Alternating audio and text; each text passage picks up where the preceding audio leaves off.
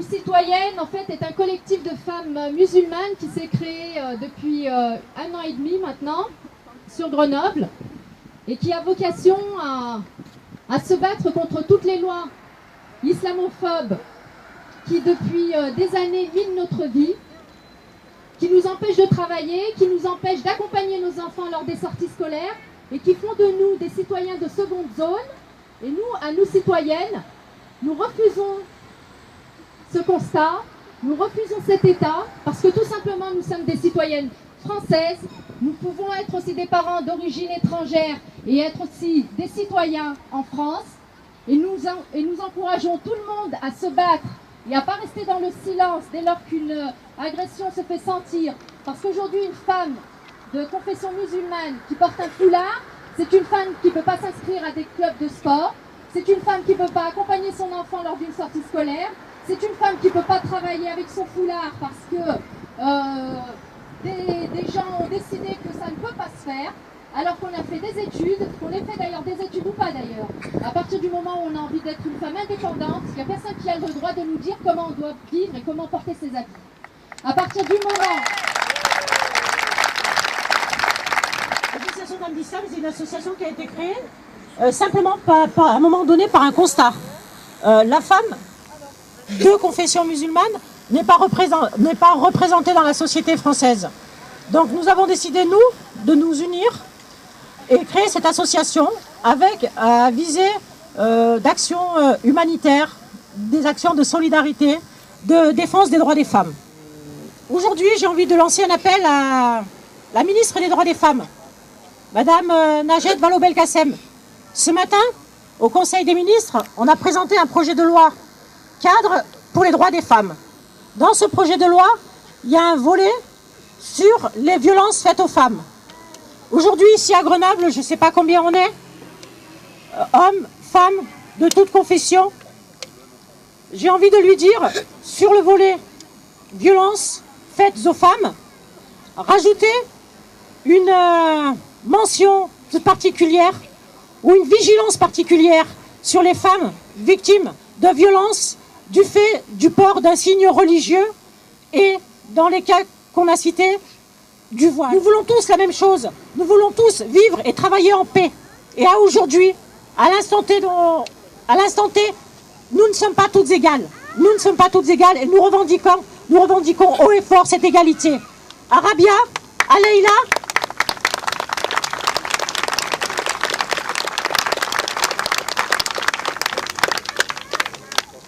Rabia, qui a été victime à Argenteuil, à Leïla, à Argenteuil et à toutes les autres dont on ne connaît pas le nom et dont peut-être on ne connaîtra jamais le nom.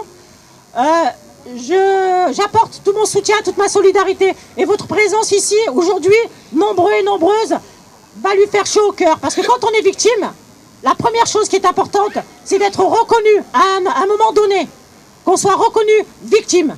Mais pour pouvoir passer et dépasser ce stade de victime, il faut que la justice fasse son travail. Il faut que les policiers fassent leur travail. Nous avons le droit à la justice. Nous avons le droit à l'égalité. Nous avons le droit à la liberté. Liberté, un droit fondamental dans la Déclaration universelle des droits de l'homme. Elle s'applique à nous aussi. Il y a des femmes qui ont choisi librement de porter le voile. Qu'on leur laisse cette liberté-là. Personne ne doit décider pour nous. Monsieur le Président, je vous demande de mettre en place une commission de travail sur l'islamophobie, une commission indépendante, une commission ouverte sur la société civile et qu'on réfléchisse vraiment à ce problème-là. Qu'on arrête de montrer l'islam, qu'on arrête d'associer l'islam à la violence. Ils ont manifesté, ils ont fait l'effort d'être co-signataires de ce texte. Donc il y a l'association Nous Citoyennes, l'association Pas à Pas, Coordination contre le racisme et l'islamophobie, Association Islam et Paix, Dames d'Islam, le CIIP, Centre d'information interpeuple, Comité traite négrière esclavage et Ralph Front Isère. Donc je vous remercie d'avoir signé cet appel collectif. Donc tout à peu près a été dit sur les violences qui sont arrivées à Argenteuil. Il faut savoir qu'elles n'arrivent pas seulement à Argenteuil, elles arrivent aussi dans d'autres villes. Et c'est depuis quelques mois, quelques semaines, ça s'aggrave. Que ce soit de la part de simples citoyens qui agressent des femmes, que ce soit de la part des forces de l'ordre qui manquent à leur devoir de réserve, de respect. Il faut le dénoncer et ça doit être pris en charge par les autorités publiques. C'est-à-dire que la préfecture doit rappeler les règles qui s'appliquent dans les administrations françaises, que ce soit à la police ou dans toute administration, que ce soit l'éducation, que ce soit les cantines scolaires, que ce soit les mairies, pour qu'il n'y ait plus d'abus par rapport à ces lois. Se rappeler d'où viennent ces violences. Hier, ce n'était pas des violences, hier c'était des mots, c'était juste des mots, c'était des campagnes, c'était la laïcité qu'on a transformée. Et je voudrais rappeler que les premiers à transformer la laïcité, c'est les partis politiques de gauche qui ont transformé la laïcité, qui ont fait de la laïcité qui accueillait tout le monde à l'école, une laïcité d'exclusion, qui ont exclu les jeunes filles de l'école. Alors moi je rends hommage aujourd'hui, au-delà de l'hommage qu'on peut faire, il faut se le rappeler, à ces femmes qui ont souffert physiquement, à cette mère qui a perdu son bébé. Il faut rendre hommage, et je vous rends hommage à toutes ces femmes. Elles sont nos mères, elles sont nos épouses, elles sont nos sœurs, elles sont nos filles. Et c'est elles qui résistent. En vérité, c'est elles qui résistent. Et elles subissent et elles continuent de résister. Alors je vous dis, continuez de résister, personne ne vous enlèvera ce que vous avez. C'est votre liberté, c'est votre droit, revendiquez-le. Ces violences sont venues principalement des discours médiatiques, des discours politiques et des lois qui sont venues et qui ont mis l'islam, les musulmans et les musulmanes comme un problème social. Au lieu de vouloir traiter les problèmes sociaux, économiques, l'emploi, le logement, etc., on a trouvé un bouc émissaire facile depuis 15-20 ans. Faut se rappeler que les premières séculaires contre le foulard, c'est 89-94, les premières affaires du foulard, d'ailleurs ici à Grenoble.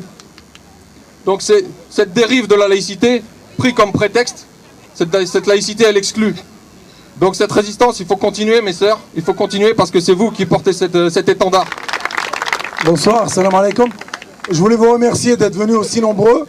Nous, en venant de l'autre côté, là, de Lyon, on a dit, bon, alhamdoulilah, il y a quelque chose de bien. Mais ce quelque chose de bien, il faut qu'il dure, Inch'Allah. C'est-à-dire que cette mobilisation, cette prise de conscience, il ne faut plus la lâcher. Parce que ceux qui font la guerre à l'islam et aux femmes voilées en particulier, eux ne s'arrêtent pas.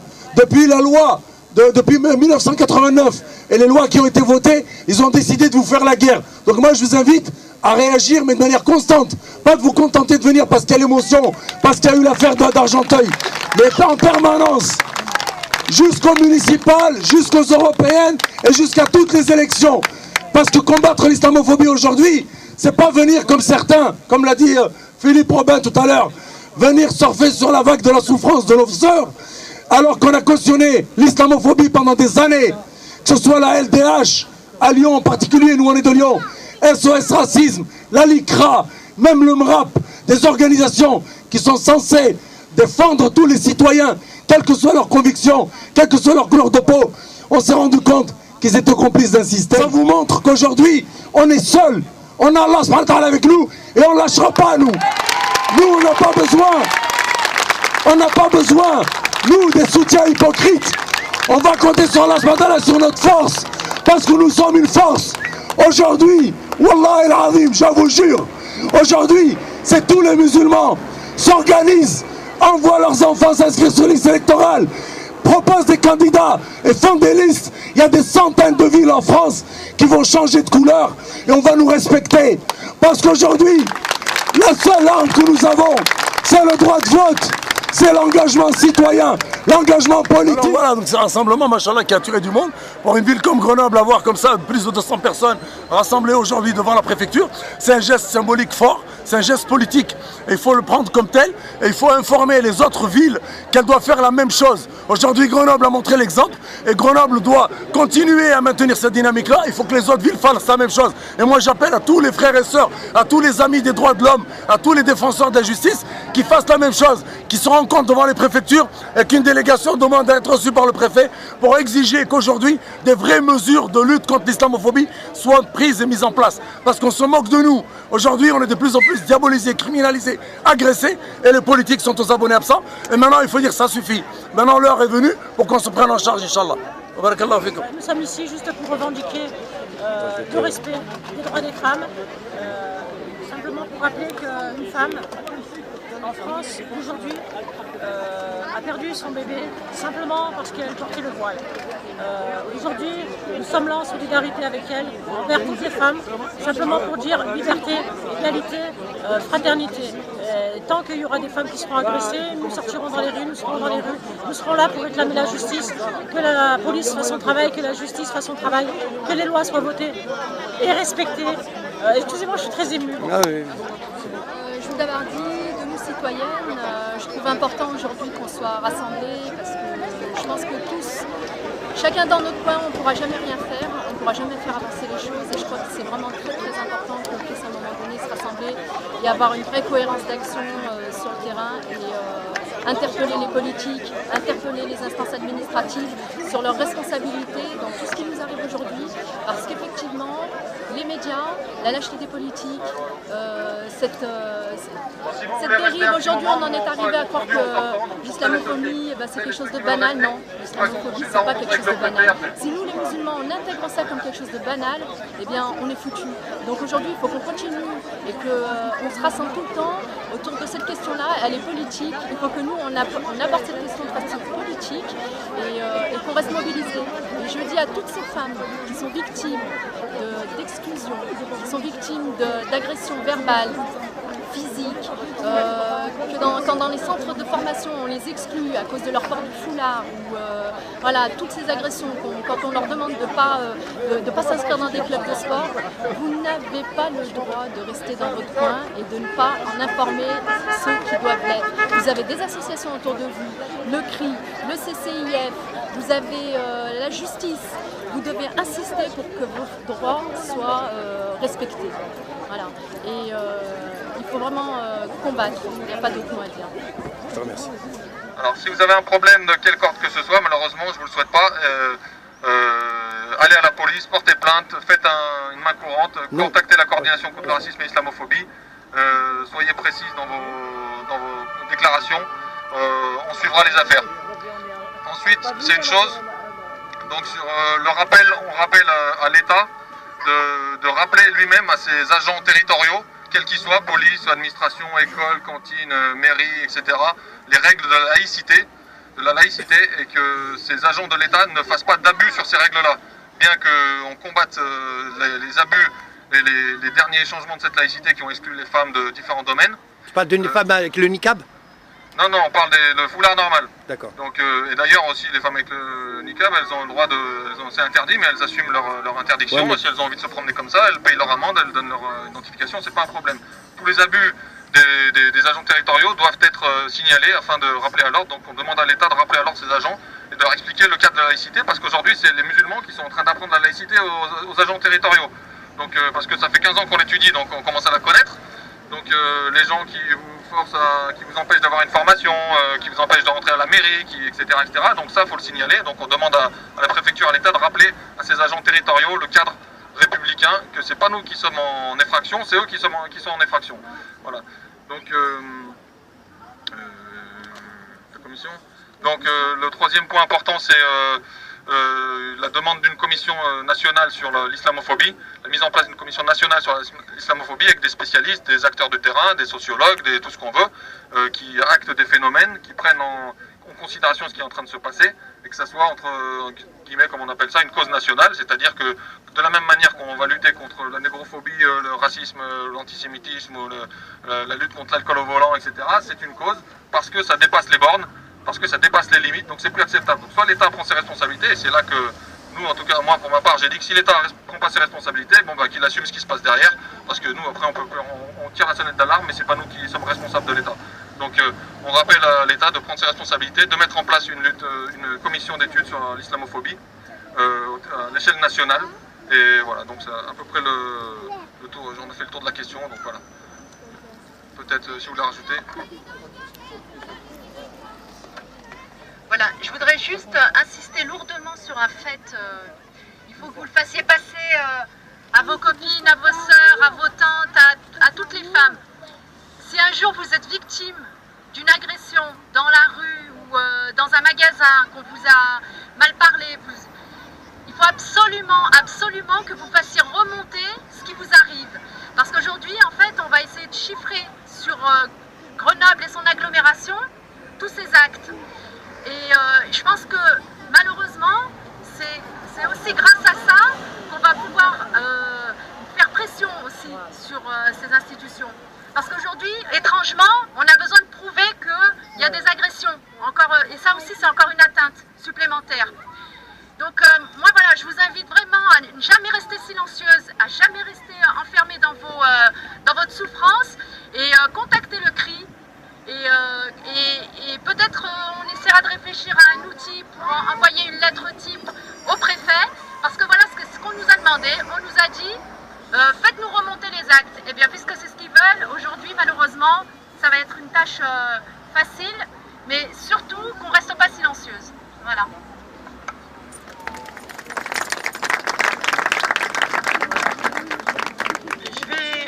Je vais pas répéter, vous m'entendez? Approche. C'est bon?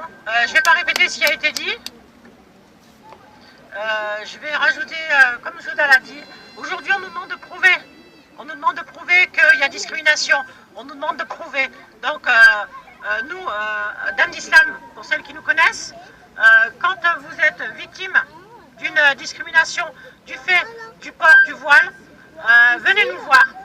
Venez nous raconter votre histoire et ensemble, on fera les démarches. Le CRI ou nous citoyennes, toutes les associations qui luttent contre, ne restez pas dans l'ombre, ne restez pas dans le silence. Aujourd'hui, on nous demande des faits concrets, des situations concrètes où la police n'aurait pas accepté une plainte. Donc, les faits vont être remontés. On s'engage à ce que les plaintes elles soient acceptées, que les plaintes elles soient traitées de manière correcte et équitable. Donc maintenant, à nous de nous organiser, à nous de faire en sorte, oui, une liste, j'espère pas trop longue, pas très longue, des actes de ces délits. Voilà. Je ne sais pas comment il faut terminer. En tous les cas, je vous remercie d'être venus, d'être présente. Je pense qu'aussi, si aujourd'hui on a été reçus, c'est parce que vous étiez nombreux. Donc, en tous les cas, pour nous, la lutte, elle continue. On ne s'arrêtera pas ici. On a été reçus, certes, c'est bien. On a demandé des choses, certes, c'est bien. Par contre, la lutte, elle continue au quotidien. Donc, au quotidien, restons ensemble, restons solidaires. Et si vous avez connaissance d'un cas, d'une situation, venez nous en parler, qu'on puisse agir et réagir. Merci beaucoup.